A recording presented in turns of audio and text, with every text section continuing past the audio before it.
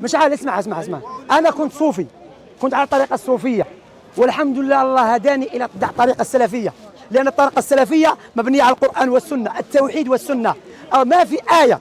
انا اعرف القران ايش يقول: وقال ربكم ادعوني استجب لكم، اياك نعبد واياك نستعين.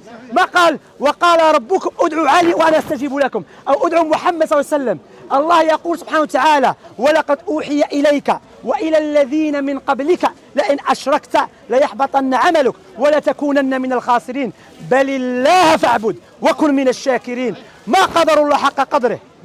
والله شوف ادرس اخي، انا انصحك اقرا القران، والله كل شيء ياتي عندي قل اسمع. ربما تقول شمسي سني، لا. انا كنت صوفي، انا كنت ادب الى، انا من اهل البيت، كنت ادب الى جدي الاكبر اسمه سيد الصافي. كنا نذهب الى القبر ونقول: يا جدي سيد الصافي احفظني الله يحفظك.